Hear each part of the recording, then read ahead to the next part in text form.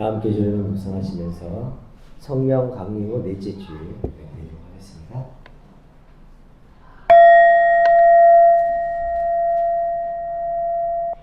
유월의 바람. 유월의 바람은 초록빛 향기가 납니다. 나뭇잎들이 조용히 속삭이는 숲길에서 바람은 내 볼을 스치며 푸른 위로를 건넵니다. 열심히 살아내느라 고단했던 마음들, 초록의 그늘 아래 잠시 쉬어가라고 유월의 바람은 자그만 등을 다독입니다. 햇살을 받아 더욱 짙어지는 실록처럼 우리들의 사랑도 더 깊고 풀러갑니다. 소망하는 유월입니다. 아멘. 이 시간 정희수 집사님 나오셔서 기도 인도해 주시겠습니다. 네, 다 같이 기도하시겠습니다. 하나님 감사합니다. 지난 주간 이른 더위에 벌써 힘이 들었습니다.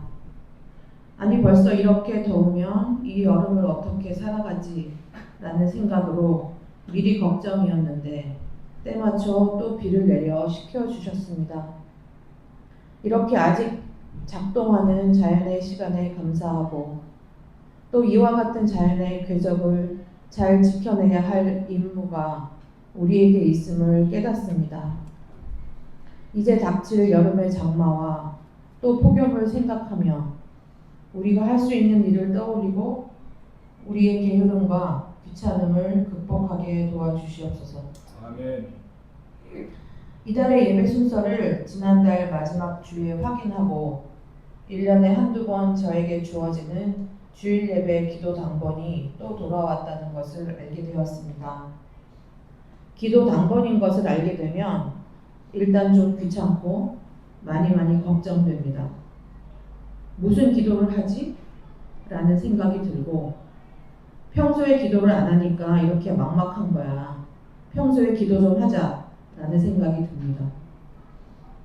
저는 보수적인 교회에서 초중고 청년 시절까지 성장하였고 그래서 새벽기도, 철야기도를 경험했고 그 기도에 열심히 참여하는 사람들을 동경하였으며 여러 기도 모임에 열심히 나가는 것을 성공과 연결시키기도 했습니다. 저렇게 열심히 기도하니까 잘 되는 거야 라고. 기도 순서를 맡아 원고 없이도 술술 줄줄 기도가 나오는 분들을 부러워했으며 왠지 원고를 써서 하는 저의 기도는 즉흥성이 떨어지는 것 같고 덜 감동적이며 기도를 정해놓고 하지 않는 것을 가리고 은폐하는 것 같았습니다. 게다가 브라질에 계시는 제 친정 엄마 이효진 권사님은 기도하는 분이셔서 50년간 거의 매일 새벽 기도를 다니시며 저와 저희 가족이 무사히 잘 살도록 재단을 쌓으시는 것을 잘 알고 있습니다. 그걸 계속 강조하십니다. 어머니의 공덕을 날로 공짜로 몇십 년 동안 누리고 사는 것을 알고 있습니다. 그러니 기도는 언제나 저에게 큰 고민거리였습니다. 이런저런 생각으로 이번 기도를 어떤 테마로 드리지라는 생각을 며칠 동안 했습니다. 6월 21일 주일 예배 기도니까 전쟁에 관한 기도를 드릴까? 날씨와 기후 위기에 대해서 기도를 할까? 아니면 우리의 정치 현실의 어지러움에 대한 기도를 할까? 뭐 등등 고민을 했습니다. 이렇게 고민이 깊다 보니 순간 깨달음이 왔습니다. 위로부터 사인이 드디어 당도한 것입니다. 제가 늘 여기저기서 하는 전도서의 말씀이 딱 떠올랐습니다. 전도서 7장 14절 좋을 때는 기뻐하고 어려울 때에는 생각하여라. 좋을 때는 기쁨에 겨워 감사하고 어려울 때는 깊이 생각하는 것, 거기에서 나오는 간구와 바람들, 이게 기도가 아닐까 하는 생각이 들었습니다. 그러니 다가오는 장마철과 폭염을 걱정하는 것도 기후 위기로 기후 취약계층의 어려움을 생각하는 것도 장마와 무더위에 동력 텃밭을 돌보는 목사님과 최윤정 집사와 여러분들의 건강을 염려하는 것도 모두 기도가 아닐까? 뒤숭숭한 정치 현실과 현재 대한민국의 배가 잘 가고 있는 것일까에 대한 걱정들, 아직도 전쟁 중인 세계 여러 곳에서 가장 고통받는 아이들, 여성과 노인과 장애인들. 이 시대의 인종으로, 피부색으로, 종교로 차별받고 배제된 사람들. 날로 극악해지는 학교 폭력과 여성을 대상으로 한 이유 없는 폭력들.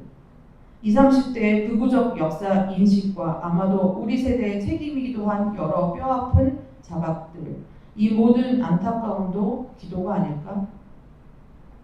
캐나다에 여행 간 동료의 식구들을 떠올리며 배가 아픈 것보다 더 무사히 잘 보고 잘 느끼고 오길 바라는 마음도. 벌써 우리와 함께 한 지 2계절이 지나는 김지혜 목사님과 그 목회가 행복하길 바라는 것도. 계속 투병 중인 동료의 식구들이 힘내기를 바라고 새로 우리와 함께하기로 한 새 식구들은 이곳에서 기쁠까 하는 걱정들. 이 모든 염려도 기도가 아닐까? 이처럼 우리가 순간순간 떠오르는 걱정과 바람, 기원, 소망 등이 사실 다 기도가 아닐까 하는 생각이 들었습니다. 아마도 기도는 무엇보다 이러한 간절한 마음에서 시작되는 것이 아닐까 생각합니다. 그렇다면 나는 기도를 끊이지 않고 한 것은 아닐까? 우리는 늘 기도하며 사는 건 아닐까? 요즘 우리는 어떤 생각에 사로잡혀 있을까요? 사실 돌아보면 나에 대한 염려, 가족에 대한 걱정이 먼저 앞서는 게 사실입니다. 그러나 먼저 하나님의 나라와 그의 일을 구하라고 하셨으니 하나님의 나라를 위한 깊은 생각과 긍정적인 바람을 담아 우리는 지속적으로 쉬지 않고 걱정과 소망을 담아야 하겠다는 생각이 들었습니다. 어려울 때는 생각해야 하겠습니다. 하지만 우리는 약하고 매우 이기적이며 내 문제에 사로잡혀 있습니다. 로마서는 이렇게 우리를 위로합니다. 우리는 어떻게 기도해야 할지도 알지 못하지만 성령께서 친히 말로 다 표현할 수 없는 탄식으로 우리를 대신하여 간구해 주십니다. 우리보다 앞서 우리의 간절함을 아시고 우리를 대신해서 기도해 주신다는 든든한 말씀입니다. 우리의 걱정과 바람과 소망 속에 계시는 주님, 저희를 위로하시고 지혜를 주시고 용기 있게 하시고 무엇보다 평화를 바라는 마음을 주셔서 하나님의 나라를 소망하며 끊임없이 깊이 생각할 수 있게 하시옵소서. 늘 걱정하고 염려하는 저희를 대신하여 탄식으로 간구해 주십시오. 간절한 걱정과 염려에 깃든 저희의 기도를 들어주시옵소서. 아멘. 우리의 삶의 방향이 되시는 예수님의 이름으로 기도합니다. 아멘. 네, 오늘 김지혜 목사님께서 무지개설교 함께 나눠주시는데요.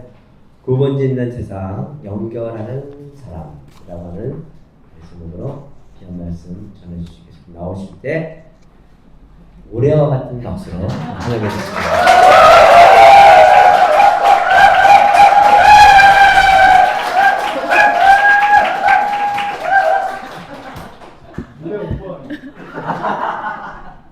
왕입이야. 네. 제가 오늘 설교를 쓰면서 굉장히 우울했어가지고 한 주간의 삶이 어떤 돌아가는 세상의 꼴을 보니 화가 나기도 하고 우울하기도 하고 그런 마음들을 좀 담아서 글을 써봤는데 너무 환대해 주셔서 어이구 큰일 났네 하는 마음으로 나누게 되었습니다. 네, 구분 짓는 세상 연결하는 사람이라는 제목으로 말씀 준비했습니다. 지난 5월 초에 제 첫 직장이었던 그리고 저의 여전한 첫사랑이 단체가 있어요. 고난함께라는 단체인데 거기서 전화가 왔어요. 안수를 받았다고 들었다. 와서 너가 맡았던 현장이니 성찬을 베풀어달라 라고 부탁을 하시더라고요. 사실 설교와 성찬을 해다오 하는 부탁이었는데 분명히 4월이 지나면 좀 한숨 돌릴 줄 알았던 4.16년대가 5월에도 너무 바쁘고 6월에도 너무 바빠서 설교는 어쩔 수 없이 한사코 거절했습니다. 정말 죄송하다 하면서 거절을 했는데요. 고난함께는 저를 처음으로 활동가로 불러준 단체였어요. 고난함께 활동가, 기독운동의 일꾼으로 있으면서 저는 스텔라데이지오 침몰 참사에 힘을 좀 쏟았습니다. 이 스텔라데이즈 침몰참사가 뭐냐 하면 2017년에 세월호가 땅으로 올라오던 날, 박근혜가 구속되던 날, 남대서양 바다 한가운데서 침몰한 화물선에 24명의 선원이 타고 있었어요. 그 배의 이름이 스텔라 데이지호인데요. 이 화물선은 세월호랑 비교한다면 세월호의 약 2.3배의 길이, 그리고 세월호의 약 2.5배의 너비를 가지고 있는 대형 화물선이었어요. 근데 이 화물선은 중앙해양안전심판원의 발표에 따르면 관리되지 못하고 있었고 철방석을 과적하고 있었고 과적의 방식 또한 불법으로 하게 되어서 이로 인해 배의 중심이 절단되며 불과 5분 만에 남대서양 바다에 가라앉았다라고 발표합니다. 24명의 선원이 타고 있었고 이 중에 22명의 선원이 탈출하지 못해서 8년, 9년이 다 되어가는 지금까지 형사재판과 민사재판 그리고 진상규명이 이어지고 있는 참사입니다. 제가 이 투쟁을 하면서 알게 된 잔혹한 사실이 하나 있었어요. 이런 거대한 화물선들이 굉장히 많이 돌아다니고 있는데 이 화물선은 회사에서 막대한 돈을 들여서 화물선 자체에 그 보험을 든다고 합니다. 그리고 선원 한 명 한 명에게 막대한 돈을 들여서 또다시 보험을 든다고 해요. 그런데 이 보험들이 배가 침몰해서 사고가 발생할 경우에는 보험금이 회사로 전액 돌아오고 이 보험금은 회사의 손익분기를 훨씬 더 넘는다고 합니다. 그러니까 이 배가 철방석을 가져와도 회사는 이득이고 이 배가 오다가 침몰해도 회사는 이익을 보는 거죠. 선원들의 가족들에게 수십억의 배보상을 해도 회사는 몇천억의 이익을 남기게 된다고 합니다. 강원대 법대를 졸업한 한 청년이 이 배에 타고 있었습니다. 돈이 없어서 더 공부하지 못했고 엄마 아빠에게 손을 벌리고 싶지 않아서 화물선에 올랐었죠. 그 청년의 가족들은 진상규명과 책임자 처벌 그리고 기업과 추모를 말하면서 우리를 유가족으로 불리게 해달라고 말하면서 미수습자 가족이 아니라 유가족이 되고 싶다고 말하면서 여전히 투쟁을 하고 있습니다. 고난함께가 유독 이 참사에 힘을 쏟았던 이유는 대중과 언론의 관심도가 많이 떨어졌던 것도 있는데요. 또 하나는 피해자들끼리 해결하기 어려웠다. 너무도 막대한 거대한 참사다라는 것도 큰 이유였습니다. 그리고 또 한편으로는 어떤 이유가 있었냐면 비슷한 재난을 겪은 피해자들끼리 서로 부러워하기도 하고 서로 시기하기도 하고 또 질투하기도 하고 그것을 못 이겨 죄책감에 밤을 새기도 하는 그 모습을 보면서 화가 났던 이유도 있습니다. 스텔라 데이지호 침몰 참사가 처음 발생했을 때 유가족들, 피해자들이 갈 곳이 없어서 일단 청와대로 향했습니다. 그곳에는 세월호 가족들이 있었고 광화문에 기업 공간 한 켠을 내주셨어요. 그곳에서 피켓팅을 같이 해주셨고 법정 투쟁을 위한 변호사들도 막 알려주시기도 했고 연결 지어주시는 도움들도 많이 주었죠. 그럼에도 언론과 대중의 주목도가 높은 세월호 가족들에게 스텔라 데이지호 가족들은 언제나 감사함과 동시에 부러움의 대상이었어요. 또 질투의 대상이었고 미안함의 대상이기도 했습니다. 그 모습을 곁에서 보면서 분노하지 않을 수 없었습니다. 자본을 중심으로 쌓은 이 사회구조가 사람을 죽게 하고 그 죽음은 자본의 축을 쥔 이에게 돈이 되면서 처벌은 무섭지도 않은 이 잔혹한 사회에서 심지어 소수자가 되어버린 이들끼리의 경쟁, 질투, 시기, 죄책감, 더불어 책임지지 않는 정부에 대한 치밀어 오르는 분노는 무엇으로도 소화가 되지 않더라고요. 성찬진례를 위해서 안수식 이후에 처음 꺼내든 가운과 또 무지개 스토를 들고 스텔라 데이지호를 다시 마주하러 청와대 앞으로 갔습니다. 그날은 또 팔레스타인에 납포되었던 한국의 활동가 해초와 동현이 한국으로 돌아온 날이기도 했습니다. 그래서 스텔라 데이지호 침몰 참사 청와대 앞에서 열리는 예배가 있는 그 같은 시간에 광화문에서는 팔레스타인 해방을 위한 예배도 동시에 진행되고 있었습니다. 가족들은 이런 증언을 자주 해요. 참사 이후에 바다를 절대로 보지 못한다. 가족들의 이런 증언을 들으면서 저는 동시에 팔레스타인으로 떠나기 전에 해초의 인터뷰를 보았던 그 글이 한 함께 떠올랐습니다. 해초는 이렇게 이야기를 했어요. 바다가 주권이나 영유권에 묶이지 않는 공해라는 사실에 국가를 넘어서는 연대를 사유하게 되었다고. 바다는 연결과 공존의 장소라고. 세월호의 침몰 자리에 함께 갔을 때 만났던 그 파도에서 끝내 구해내지 못한 생명들이 밀려오는 것 같았다고. 그 이야기들을 남겼던 말씀들이 좀 마음에 많이 맴돌고 있었습니다. 바다는 연결되고 있고 그 연결성은 사람에게도 존재하지만 이 연결이라는 감각을 세계는 잃어가고 있어서 세월호에 대해서 지겹다고 말하고 강정마을에 대해서 포기하라고 말하는 것 같다고 그는 이야기를 남겼습니다. 스텔라 데이지오 침몰 참사의 바다 그리고 해초의 바다 이 두 개의 바다를 감각하면서 저는 그 순간 저의 바다에 대해서 좀 생각해 보게 되었어요. 그리고 곧바로 메모를 켜고 정리되지 않은 말들을 마구마구 남겨보았습니다. 바다는 스스로 회복한다. 상처받은 곳을 스스로 회복하고 더불어 상처받은 지구 곳곳을 회복시킨다. 연결된 바다가 우리를 회복시키고 있지만 그 바다를 바라볼 수 없는 이들이 여기에 있다. 누가 육지를 나누었나? 누가 바다를 나누었나?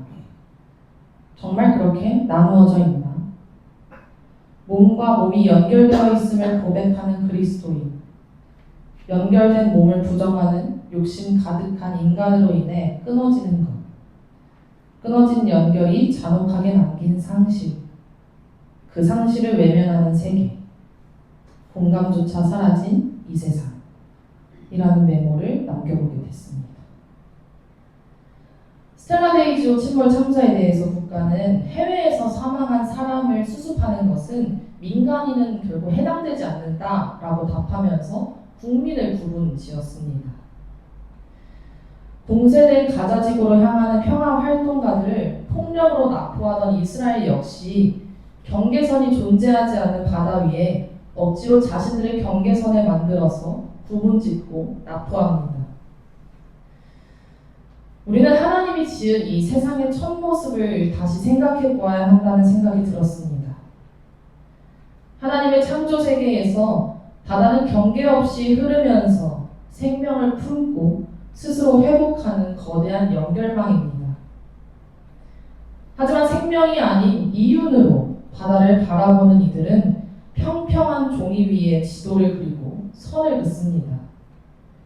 육지를 쪼개고 심지어 흐르는 바다마저 누군가의 소유로 구분짓습니다. 어제 6월 20일은 세계 난민의 날이었다고 합니다. 생명을 회복시켜 가던 그 바다가 이제는 자유와 안전을 찾아서 목숨을 걸고 건너야 하는 사람들의 거대한 무덤이 되어고 있습니다. 누군가의 이윤을 위해서 침몰시키는 죽음의 공간이 되어버린 것 같습니다. 오늘 함께 읽은 본문 말씀에서 예레미야 선지자의 부르짖음을 함께 살펴보았습니다. 예레미야가 마주한 세상도 역시 철저히 구분지어지는 세상이었던 것 같습니다. 기득권자들이 자신들의 안락한 삶을 위해서 가난하고 억압받는 이들의 세계를 계속해서 좁히고 가두고 있습니다. 구분지어진 이 세계를 넘나들면서 소리치는 예레미야 또한 차가운 경계 안에 갇히며 절망하는 모습을 오늘 우리는 성서를 통해서 보았습니다. 주님의 일이라서, 하나님이 시키신 일이라서, 그게 그리스도인이 해야 하는 일이라고 들어서 권력자의 폭력을 고발하고 파멸에서의 대비를 말하지만 그곳이 치욕이 되면서 조롱받게 되지 않는 상황에 분노하고 좌절합니다. 그것이 너무 괴로워서 이제는 하나님의 일을 하지 않겠다 하며 결심해보지만 예레미야는 계속해서 경계를 허물고 연결짓지 않으면 살 수 없는 사람이 되어버렸습니다. 이제 이 차가운 세상을 어떻게 설득해야 할지, 또 거대한 장벽 앞에서 함께 어떻게 살아가야 하는 길을 도모할 수 있을지 그 길을 찾지 못해서 막막합니다. 하지만 가슴 속에 밀려드는 이 답답함 때문에 차마 멈출 수도 없는 그의 마음이 팔레스타인 가자지구 장벽을 향해서 지금 또 항해하고 있는 이들의 마음인 것 같습니다. 그리고 그들과 연대하면서 기도하고 있는 우리들의 마음인 것도 같습니다. 그 마음들은 모두 고통받는 사람들을 향한, 무너진 정의를 향한 하나님의 마음을 닮아 있는 것일 것입니다. 세월호가 지겹다고 선 긋는 사람들, 스테라데이지오의 선언을 찾을 수 없다면 선 긋는 정부, 팔레스타인은 남의 나라 일이라면서 외면하는 이 세상, 개인의 신조와 믿음으로 인해서 타인을 해치는 것에 거리낌이 없어지는 이 우리 가까운 이웃들의 삶을 바라만 보아도 우리 역시 이 예레미야처럼 사방이 막힌 듯한 답답함과 무력함, 때로는 두려움이 느껴지는 것 같습니다. 그럼에도 불구하고 오늘 예레미야처럼 힘을 내어서 고백해 봅니다. 그리고 이 고백이 우리의 고백이 되기를 바라봅니다. 예레미야는 이렇게 고백하죠. 그러나 주님은 내 옆에 계시는 힘센 용사이십니다. 만군의 주님은 의로운 사람을 시험하시고 생각과 마음을 감찰하시는 분이십니다. 이 말씀에서 하나님의 세계, 창조 세계가 회복되고 생명들이 연결되는 땅을 만들어 달라는 간절한 탄원의 말씀이 오늘 저와 여러분들의 기도가 되기를 바라봅니다. 이 기도를 올린 후에 예레미야는 또다시 힘을 내어서 고백합니다. 주님께 노래하여라. 주님을 찬양하여라. 주님께서는 억압받는 사람들을 악인들의 권세에서 건져주신다. 불의한 경계를 허무시고 가난하고 억압받는 자들의 생명을 건져내면서 회복된 연결의 세상을 완성할 자신의 의지를 드러냅니다. 그리고 이 의지 안에는 하나님을 향한 신뢰의 외침이 함께 들어있습니다. 사랑하는 동력의 공동체 여러분, 차가운 경계선을 거부하고 이 땅에 연결하는 사람으로서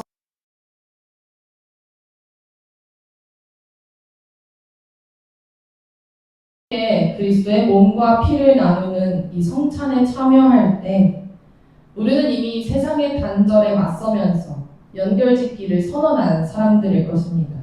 그리고 아마 여러분들은 이미 그렇게 살고 있는 것 같습니다.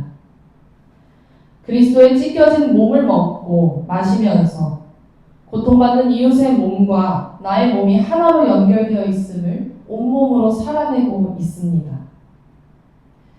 우리 손에 당장 거창한 답을 쥐고 있지 않더라도 찢겨진 현장을 기억하면서 기도하는 순간 우리는 하나님의 회복을 시작하는 연결 짓는 사람으로 살아가고 있게 될 것입니다. 오늘 우리는 예배를 마치고 다시 세상으로 나아갑니다. 새롭게 시작하는 한 주, 세상이 그어놓는 수많은 경계 앞에 더욱 단단히 연결 짓는 사람으로 살아내기를 다짐하길 소망합니다. 누군가를 아군과 적군으로, 자국민과 이방인으로, 돈이 되는 사람과 돈이 되지 않는 사람으로 끊임없이 구분짓는 일상 속에서 우리는 하나님의 바다를 닮은 연결하는 사람이 되기를 주의 이름으로 소망합니다. 차가운 냉소 대신에 따뜻한 공감을, 외면 대신에 연대의 손길을 내미는 한 주가 되기를 주의 이름으로 축복합니다. 우리의 걸음이 작고 미약할지라도 우리가 연결하는 사람으로 살아내는 작은 걸음들을 통해서 세상이 그어놓는 잔혹한 장벽들마다 마침내 균열이 시작될 줄 믿습니다. 단절된 세계 속에서 하나님의 치유와 연결을 시작하는 살아있는 그리스도의 몸이 된 여러분, 우리가 연결하는 사람으로 살아갈 이번 한 주간 팔레스타인의 땅에도 차가운 깊은 바닷속에도 정릉골을 지키고 있는 이웃들의 마음에도 하나님의 온전한 회복과 평화가 임하기를 주의 이름으로 기원합니다. 잠시 침묵하며 묵상하겠습니다.